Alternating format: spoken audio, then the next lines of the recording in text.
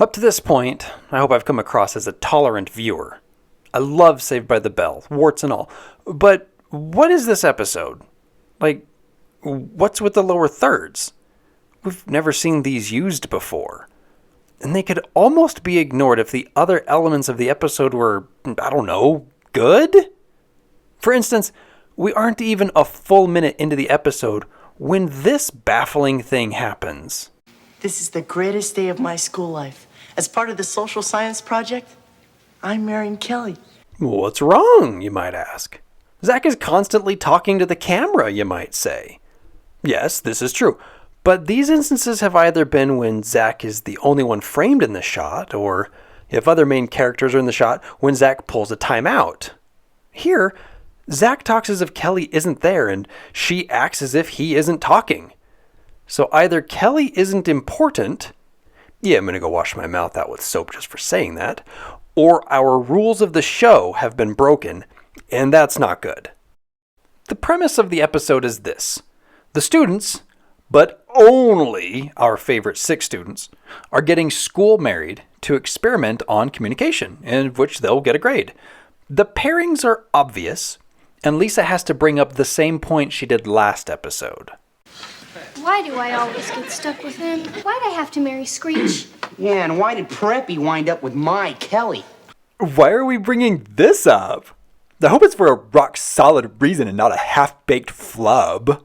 Miss Turtle, all the couples were matched alphabetically. Well, I'm changing my name to Zigowitz.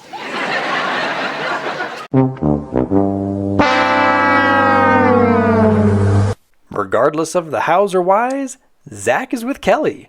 And his botched wink lets us know that he is one happy man. It's the first assignment where I can't wait to tackle the homework. What does he think that means?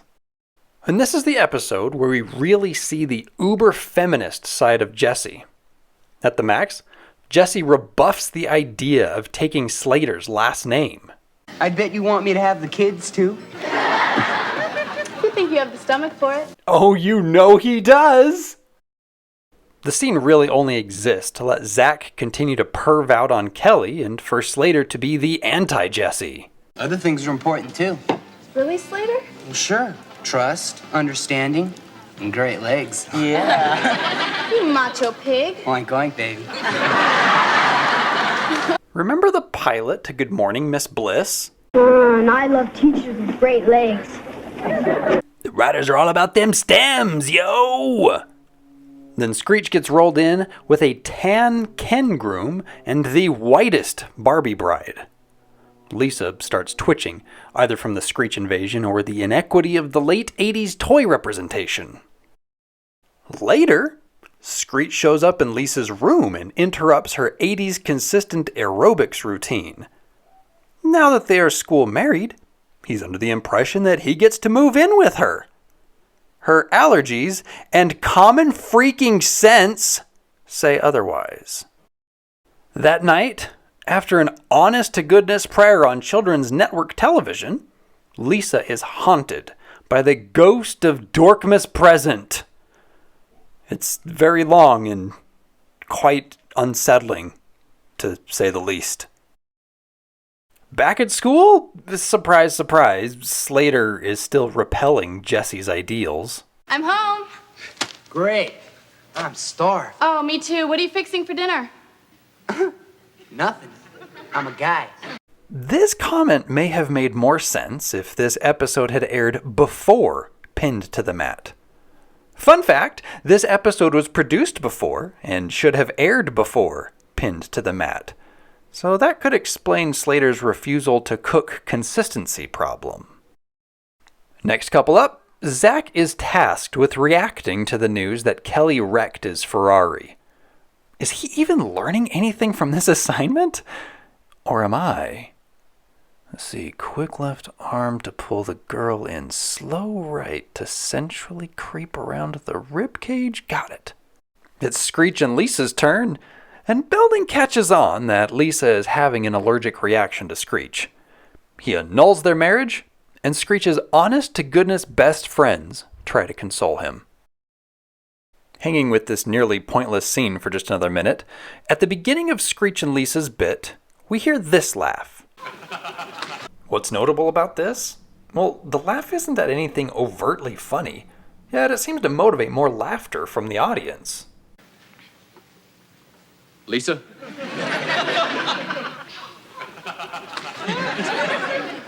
It's weird, right?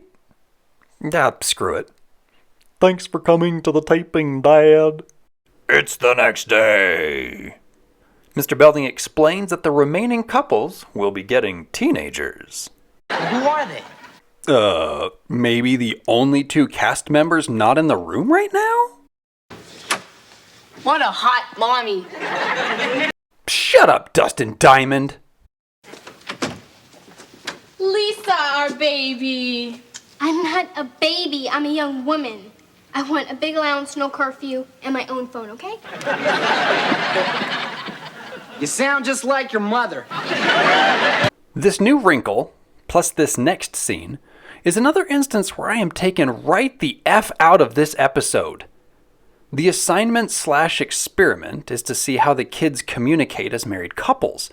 So how will Screech and Lisa be graded if they no longer are married? Screech is all mopey in the bathroom, and Slater tells him to get over the fake scenario with Lisa. Screech lets off a bit of steam before realizing that he is harassing a walking beefcake. Careful, Screech! That's where Belding poops! Well, Lisa's my daughter now, and my daughter listens to me when it comes to things like what boys she dates. I thought you said that was all make-believe. But she needs a good grade, and that's real. She has to listen to her daddy. Slater baits Screech into sabotaging Zack and Kelly's relationship so Slater can, get with Kelly. Screech, in turn, would get a date with Lisa. So, during class, Screech does just that, and Kelly leaves Zack. Shut up, Dustin Diamond. With Kelly newly single, Slater simultaneously disgusts Jessie and sucks up to Kelly. Screech shows up for his hot date with Lisa, only for Slater to completely back out of the deal. Wait a second. You promised me a date with Lisa if I broke up Kelly and Zack. What? What? Oops. Oops, indeed. Alright, so Mr. Belding is pissed, and here's why. You are all to blame for bringing your personal rivalries into this project. Nope. Zack hasn't been motivated by a personal rivalry, just his wiener. In fact, despite starting the episode addressing the camera as if he were the main character of the episode, we actually see very little of him. And Screech hasn't been motivated by a personal rivalry, just his wiener. All of his drive is bent on bagging Lisa. Slater is the one motivated by a personal rivalry. He's the a-hole of this episode. Yet it's all of them being threatened with a failing grade. Will you let us back into the project? Well, that's really up to the girls now, isn't it? Well, if the girls say no, will you be my daddy? Hard no. It's Friday night, one of the busiest nights of the week for Max. Yet he's decided to forego all that date night cash for a single tip from Slater. And look how Slater does the two-handed money slide. It's as if Slater knows that this will be the only physical action he gets tonight. Slater orders for Jessie, and this really brings out the feminist in her eyes. Well, I can't help it, Jessie. I think the husband should be the man. If the husband's a real man, he wouldn't be threatened by a woman who knows what she wants. Nice. The two then have an honest discussion about being wrong for each other and how separating might be what's best, and no one cares anymore. Kelly's here. Zack and Kelly's discussion is a bit more successful, but also tinged with nightmare fuel. Regardless, Kelly likes Zack's words and nearly starts making out with him. With the couples having learned so much, Belding gives everyone a passing grade. How do you feel about that, Zack? That's great. No! The nightmare's still going! The nightmare's still going! This episode is a hard one to pin down. On one hand, it gives us classic interactions between Slater and Jessie. You Macho Pig. Oink Oink Baby. I think the husband should be the man. If the husband's a real man, he wouldn't be threatened by a woman who knows what she wants.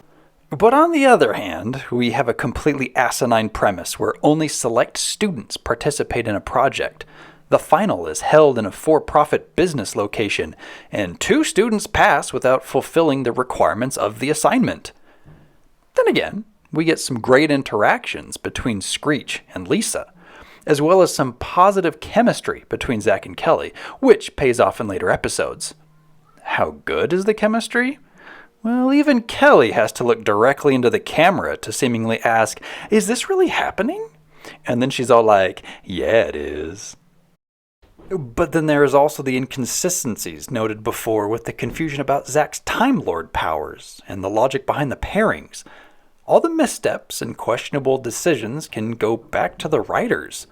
The dialogue and such was done by Peter Engel and mainstay Tom Tenowich, but all this was hamstrung by a story put together by Stephanie Garman and Hollis White, 2 people who never saw another Saved by the Bell script again.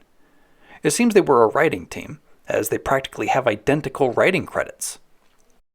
With essentially 4 writers in the mix, it's no surprise that this episode can be hard to watch if you think too much about the goings-on. You Macho Pig. Oink Oink Baby.